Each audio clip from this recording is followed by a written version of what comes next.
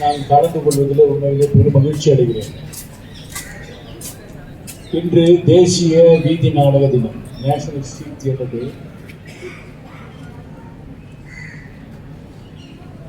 இந்த நாளில் எத்தனை பேர் இங்கே ஒரு கல்லூரி வளாகத்தில் பல நாடக குழுக்களுடைய பேரை பார்த்து அழைப்பதில்லை, மகிழ்ச்சியாக இருக்குது. சென்னையில் எத்தனை பேர் வீதி நாடக குழுக்கள் இருக்கிறாங்க, வீதி நாடகம் பண்ணுறாங்க என்ற சொல்லுவதில் மகிழ்ச்சி. நான் இந்த இடத்துல என்ன பேசணும்னு என்னிடத்த அழைத்தவர்கள் என்ன சொன்னாங்கன்னா, இந்த வீதி நாடக தினத்தினுடைய வரலாறு, அந்த தாற்பயம் பின்னணியை பற்றி சொன்னால் நல்லா இருக்கும்னு சொன்னாங்க.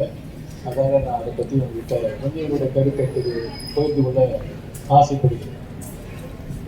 நண்பர்களே, வீதி நாடகம் என்ற சொல்லுக்கு நம்ம ஸ்ட்ரீட் தியேட்டர் என்கிற ஆங்கில சொல்லக்கூடிய பயன்படுத்துகிறோம். ஆங்கில சொல்லை பயன்படுத்துகிற போது பலரும் நினைக்கிறார்கள் தமிழை மொழிபெயர்க்கிறார்கள் ஆங்கிலத்திலிருந்து மறுபடியும். வீதி நாடகத்தை நாம் ஸ்ட்ரீட் தியேட்டர் என்று ஆங்கிலத்தில் சொல்கிறோம். வீதி நாடகத்தை ஆங்கிலத்தில் மொழிபெயர்க்கிற போது, ஆங்கிலத்திலிருந்து தமிழை மொழிபெயர்க்கிற போது என்ன செய்கிறார்கள் என்றால் தெருக்கூத்து என்பதை மொழிபெயர்த்து புரிந்து கொள்கிறார். ஏனென்று சொன்னால், தமிழ்நாட்டில் தெருக்கூத்து என்கிற ஒரு பாரம்பரிய கலை வடிவம் உண்டு. ஆனால் ஸ்ட்ரீட் தியேட்டர் என்பது வேறு. தெருக்கூத்து என்கிற பாரம்பரிய கலை வடிவம் இரவு முழுக்க நடப்பது. அதை பயிற்சி பெற்ற நடிகர்கள் ஒரு முழுநீள கதையை எடுத்துக்கொண்டு கிட்டத்தட்ட ஒரு ஆண்டு குறைந்தபட்ச பயிற்சியாக இருக்க வேண்டும். பாடி ஆடி நடிக்கக்கூடிய ஒரு பாரம்பரியமான ஒரு முழுமையான நாடக கலை வடிவம். ஆனால் ஸ்ட்ரீட் தியேட்டர் என்பது அது அல்ல. உண்மையிலே இங்கே 1980 பாரத சர்க்கார் அவர்கள் வந்து ஒரு பயிலரங்கை நடத்தி தொடங்குகிற போது ஒரு புதுவிதமான நாடக அணுகுமுறையை இங்கே பயிற்றுவித்தார். அதற்கு முன்னாலே அதை கேள்விப்பட்டு ஒரு சிலர் இங்கே 77, 76 காலத்திலே படியான சில முயற்சிகளை எல்லாம் நடத்தியிருக்கிறார்கள்.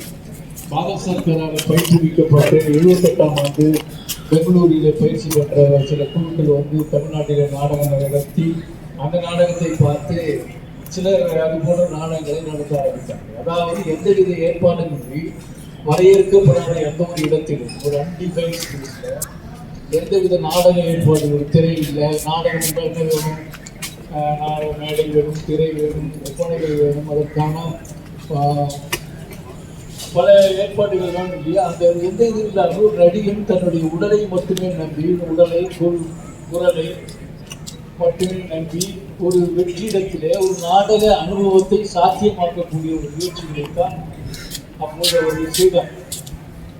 அது ஆரம்ப நிலையில் இருந்தது. ஆனால் அவர்களெல்லாம் அதுக்கு வீதி நாடகம் என்று பெயர் வைக்கிறது.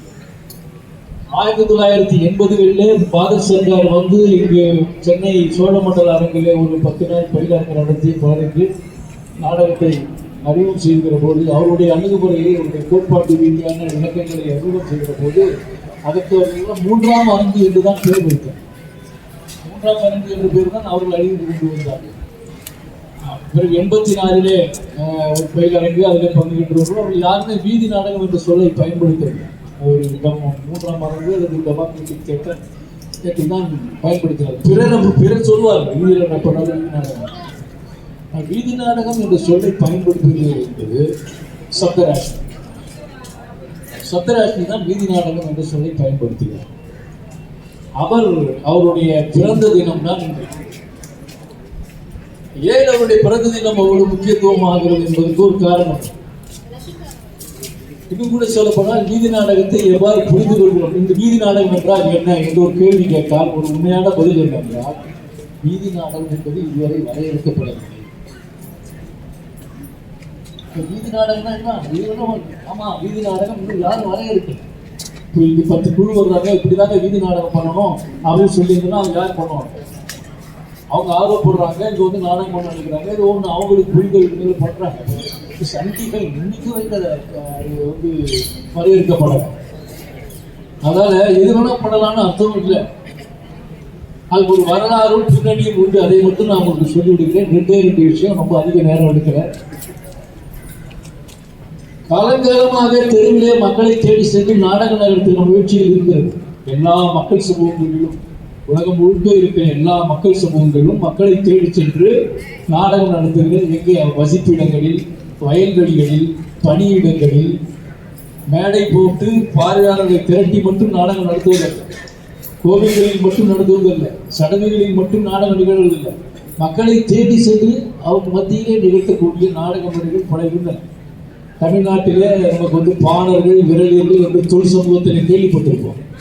2000 ஆண்டுகளுக்கு முன்னால் இருக்கிற ஒரு சமூகத்தில் அவர்களெல்லாம் கூட அப்படித்தான். இதுதான் இதனுடைய தொடர்ச்சியாகத்தான் இந்த வீதி நாடகம் என்று ஆமாம் என்றும் சொல்ல வேண்டும். ஆனால் இந்த வீதி நாடகம் எந்த விதத்தில் மாறுபட்டு நிற்கிறது என்பதை புரிந்துவிட்டது. ஒரு கட்டத்தில் யார் இதை வீதி நாடகம் என்பது ஏன் அழுத்தம் வருகிறது என்றால், முதல் முறையாக ஒரு வரலாற்று ரீதியாக குறிப்பிடுகிறது. 19ஆம் நூற்றாண்டு இறுதியில் தொழிலாளர்கள் எல்லாம் ஒரு பணியாற்ற ஒரு இடங்களில் ஒரு சுரங்கத்தில் அல்லது இரும்பு தொழிற்சாலையில் வேலை செய்துவிட்டு வேலை முடிந்து வெளியே வந்த பொழுது வேலை நேரத்தில் வேலை செய்வதில் இருக்கிற பணியில் இருக்கிற அத்தனை சிக்கல்களையும் கதைகளையும் பாடுகளையும் ஒரு நாடகமாக்கி நிறுத்துகிறார். யாருக்கு? சக தொழிலாளர்கள். இந்த பிரச்சனைகள், இந்த பாடுகள், இந்த வழிகள் எல்லாம் எல்லோரும் புரிந்து கொள்ள வேண்டும், இதை தீர்க்க வேண்டும் என்கிற அந்த எண்ணுகளில் அதை சக தொழிலாளர்களுக்கு சொல்வதற்காக பொறுத்துவதற்காக ஒரு நாடகமாக்கி நிறுத்துகிறார். இதுதான் முதல்ல நடந்த ஸ்ட்ரீட் தியேட்டர்னு வரலாற்றாளர்கள் சொல்றாங்க. அது என்ன ஒரு முக்கியத்துவம் நடக்குது? அது என்ன கதையை பேசுது? அவர்களுடைய கதையை பேசு. அந்த தொழிலாளர்களுடைய கதையை நாடகமாகிறது. அதுக்கு முன்னாடி இது நாடகமாகிறது. கடவுளர்கள் கதை நாடகமாக இருக்கிறது, பிரபுக்களுடைய கதை நாடகமாக இருக்கிறது, மன்னர்களுடைய கதை நாடகமாக இருக்கிறது. சாதாரண மனிதன் நாடக மைந்தனாக வரவில்லை, மையமாந்தனாக நாடகத்தில் இல்லை. இது இலக்கியத்தில் கூட அப்படிதான். இலக்கியம் கூட முதல்ல மன்னர்களை பாடியது, கடவுளர்களை பாடியது. மனிதன் எப்பொழுது கதாபாத்திர மையமாந்தன் ஆகிறான்? ஒரு நவீன காலத்தில் தான். ஒரு சிறுகதை என்கிற வடிவம் பிறந்த பிறகு, நாவல் என்கிற வடிவம் பிறந்த பிறகுதான் ஆகிறான். அப்பொழுது நாடகம் கூட அப்படிதான். இந்த வீதி நாடகத்தில் தான் முதலில் மனிதன் தன்னையுடைய கதையை நாடகமாக மாற்றுகிறான். இதை அமெரிக்காவுடைய முக்கியமான ஆப்ரோ அமெரிக்க கவிஞர் ராம்ஸ்டன் ஹியூஸ் சொல்லுவார். ஒரு பாடல் கவிதை சொல்வார். என்ன உங்களுடைய கவிதை என்ன, அவருடைய கதை என்ன, அவனுடைய பாடல் என்ன? அவர் சொல்லுவார், ஐ ஆம் த சிங்கர், ஐ ஆம் த சாங். ஐ ஆம் த சிங்கர், ஐ ஆம் த சாங். எதை பாருங்க, ஒரு ஆப்ரோ அமெரிக்க. அதுபோல அன்றைக்கு தொழிலாளர்கள் அவர்கள் தான் பாடல்கள், அவர்கள் தான் பாட்டு. அப்படிதான் இந்த நாடகம், வீதி நாடகம் என்கிற ஒரு செயல்பாடு தோன்றியது. ஏனென்று சொன்னால், அது மகிழ்விப்பதற்காகவோ அல்லது கலை எனது வெளிப்பாடு என்பதற்காகவோ அல்லது வந்து இந்த சமூகத்தில் என்னுடைய தன்னுடைய இருப்பை உணர்த்துவதற்காக ஒரு தொழிலாளி, ஒரு தனி மனிதன் செய்கிற ஒரு முயற்சியாக இந்த நாடகம் வருகிறது. இந்த நாடகத்தை வருகிறது. பின்னர் இந்த வளர்ச்சி அடைகிறது. அது பிறகு அது எப்படி வளர்ச்சி அடைகிறது? ஒரு ஜனநாயக சகாப்தம் உருவாகும். ஜனநாயக சகாப்தம் என்று நாம் எதை சொல்லுகிறோம் என்றால், மக்களால் தேர்ந்தெடுக்கப்பட்ட மக்களாட்சி ஒரு காலத்தை தான் சொல்லுகிறோம். மக்களுக்கு கூடுதலான பல உரிமைகள் கிடைக்கும். கூட்டம் கூடுகிற உரிமை, பேசுகிற உரிமை, எழுத்துரிமையை பேசுகிற உரிமை எல்லாம் எதை உள்ளடக்கியது என்றால், கருத்துரிமை இதை உள்ளடக்கியது என்றால், விமர்சிக்கிற உரிமை, ஒரு மதிப்புகளை சொல்லக்கூடிய உரிமை, மாற்று கருத்துக்களை சொல்லக்கூடிய உரிமை, இதைத்தான் நாம் வந்து கருத்துரிமை என்று சொல்லுவோம். இந்த உரிமையெல்லாம் கிடைக்கிற மனிதர்களுக்கு அடிப்படை உரிமைகளாக மாறுகிற ஒரு காலகட்டத்தை தான் ஜனநாயக கட்டம் என்று, ஜனநாயக சகாப்தம் என்று சொல்லுகிறோம். அந்த ஜனநாயக சகாப்தத்திலே ஒரு வாழ்க்கை முறை உருவாகிறது. என்ன வாழ்க்கை முறை உருவாகிறது? ஊர்வலம் போகிறது. ஊர்வலம் எல்லாரும் போவாங்க. கல்யாண ஊர்வலத்திலிருந்து மரணம், சவ ஊர்வலம் நடக்கும். கண்டனத்தை தெரிவிப்பதற்கு ஊர்வலம் போகிறார், மறுப்பை தெரிவிப்பதற்கு ஊர்வலம் போகிறார், தன்னுடைய மாற்று கருத்தை தெரிவிப்பதற்கு ஊர்வலம் போகிறார். உண்ணாவிரதம் இருக்கிறார். அதுமாதிரி உண்ணாவிரதம் இருக்கிறோம். வெள்ளிக்கிழமையிலே செவ்வாய்க்கிழமையில வீட்டில் சடலுக்காக விரதம் இருப்போம். ஆனால் 3 பேர் சேர்ந்து உண்ணாவிரதம் வந்து எதிர்ப்பை தெரிவிப்பதற்காக உண்ணாவிரதம் இருக்கிறார். தன்னுடைய மாற்று கருத்தை அதிகாரத்தின் முகத்திற்கு முன்னாடி தெரிவிப்பதற்காக பல செயல்பாடுகளில் ஈடுபடுகிறார். இதெல்லாம் ஒரு ஜனநாயக வாழ்முறையாக மாறுகிறது. ஊர்வலம் போவது, ஆர்ப்பாட்டம் செய்வது, கண்டன ஊர்வலம் போவது, உண்ணாவிரதம் இருப்பது, மறியல் செய்வது, பெருந்திரள் ஆர்ப்பாட்டம் செய்வது, இதெல்லாம் ஜனநாயக வாழ்க்கை முறை.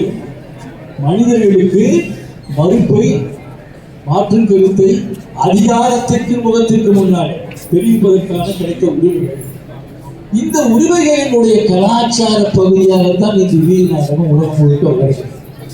சோவியத் ரஷ்யாவில், ஸ்பெயினில், இன்னும் பல ஐரோப்பிய நாடுகளில், பின்னர் அமெரிக்காவில், இன்று பல இடங்களில் 20ஆம் நூற்றாண்டிலே வளர்ந்திருக்கிறது. இந்த அப்பொழுதெல்லாம் ஸ்ட்ரீட் தியேட்டர், பொலிட்டிக்கல் தியேட்டர் என்றெல்லாம், அஜிட் ப்ராப் தியேட்டர் என்றெல்லாம் அழைத்தார்கள். Agitation and propaganda. அது ஏதோ அஜிடேஷன் அண்ட் ப்ரொபகண்டான்னு ஏதோ வந்து கெட்ட வார்த்தை அல்ல, பெருமிதமாக சொல்லிக் கொண்டு செய்கிற விஷயம். ரெண்டாவது, ஸ்ட்ரீட் தியேட்டர் இருக்கிற வார்த்தையில் இருக்கிற ஸ்ட்ரீட் பற்றி நாங்கள் என்ன பேசுவோம்னா, தெருக்கூத்தில் இருக்கிற தெருக்கூத்துங்கிற வார்த்தையில தெருங்கிற வார்த்தைக்கு நான் பிடிச்சிருக்கேன். சந்தராஷ்டிரம் பிடிச்சிருக்கேன். ஏன்னா நீங்கள் புதுசாக செய்கிறீங்க, எங்கள் துணிலாம் சேர்த்து தெருக்கூத்து செய்ய நல்லதுன்றதுக்காக, உங்களுக்கு ஒரு தார்மீக பலம் கிடைக்கணுன்றதுக்காக. தெருக்கூத்து வந்து தெருக்கூத்து கலைஞர்கள் யாரும் தன்னை தெருக்கூத்து கலைஞர்கள் சொல்லிக்கிறாங்க. அவங்க போர்டுலாமே இருப்பாங்க, பாரத கூத்து, கட்டக்கூத்து, இப்படி பல பேர் தான் இருப்பாங்க. ஆனால் இன்னைக்கு புழக்கத்தில் மற்றவங்களாம் தெருக்கூத்துன்னு சொல்றதுனால அவங்களும் தெருக்கூத்துன்னு சொல்றாங்க. ஆனால் உளப்பூர்வமாக தாங்க தெருக்கூத்து பண்ணுறதுனால கூத்து பண்ணுவாங்க என்ன சொல்லுவாங்க. அப்போ தெரு கூத்துக்கு யார் பேர் வச்சாங்கன்னா மற்றவங்க வச்சாங்க. அதை இழுத்து சொல்வதற்காக, தெருவில் நடக்கிற கூத்து என்று இழுத்து சொல்வதற்காக அதை மற்றவர்கள் மேல்தட்டினர் வைத்த பெயர். அது பரவலாகி அவர்களே கடைசியில் அதை உருவாக்கி கொண்டு அதில் தெருக்கூத்து என்று சொல்லுகிறார். அவ்வளோதான். இது ஒரு டிஸ்பியூட் கூட இல்லை. நாங்கள் தெருக்கூத்து தான் பேரை வச்சோன்னு சில பேர் சொல்கிறாங்க, வேறு விஷயம். ஆனால் உண்மையில் கூத்து, நாடகம், பாரத கூத்து என்று, கட்டை கூத்து என்று அவர்கள் சொல்வது பல 100 வருஷத்துக்கு முன்னால் இருக்கிற நோட்டீஸ்லாம் அப்படிதான் இருக்கு. ஆனால் வீதி நாடகத்தில் இருக்கிற வீதி அல்லது தெரு நாடகத்திற்கு தெரு என்று சொல்லி அந்த கலைஞர்கள் மனம் வந்து வருத்தி கொண்டு சொல்லுகிற சொல். நாங்கள் தெருவிலே வந்து நாடகம் செய்கிறோம். ஏன் நீங்கள் வந்து நாடக அரங்குக்கு மக்கள் வருவதில்லை. நாடக அரங்கு எங்களால் செல்வதற்கு நாங்கள் செல்ல முடியவில்லை. நாங்கள் பார்வையாளராக உங்களை வைத்துக் கொள்கிறோம். சாதாரண மக்கள் வசிக்கின்ற இடங்களிலே போய் நாடகம் பண்றோம். அவர்கள் பார்வையாளராக வேண்டும் என்றால் நீங்கள் எங்க பார்வையாளராக மாறுவீர்கள். நீங்கள் உங்களுடைய புழங்கும் இடம் என்பது தெருவெளியோ அல்லது வந்து நாற்சந்தியோ அல்லது வந்து ஒரு ஆலை வாயிலுடைய பகுதியோ அதெல்லாம் வந்து புறக்கணிக்கப்பட்ட இடம் இல்லையா. நம்ம இந்தியாவே வந்து இடம் வந்து ரொம்ப அரசியல் மயப்பட்ட இடம். இடம் வந்து எல்லாரும் பொதுவானதே கிடையாது. இடம்ங்கிறது வெளியிலிருந்து பொதுவாக இருக்குது. ஏன்னா இந்தியாவுடைய வெளியே எப்படி பிரிஞ்சிருக்கு, சேரி ஊர்னு. சேரி ஊர் ஒன்றா, சேரி வெளியும் சேரியில் இருக்கிற இடமும் ஊரில் இருக்கிற இடம் ஒன்றா கிடையாது. அப்போ அப்படி ஒரு அரசியல் மயப்பட்டிருக்கிற போது இந்த தெருங்கிற வெளியை வெறுந்தேற்றிக் கொண்டு நடிப்பிடமாக மாற்றிக்கொண்டு வருகிற ஒரு செயல்பாட்டை தான் அவங்க விரும்பி வச்சுக்கிறாங்க. தெருநாடகம் தான் ரெண்டுத்துக்கு ஒரு வித்தியாசம். இதையெல்லாம் இந்த பின்னணியை இது கோட்டா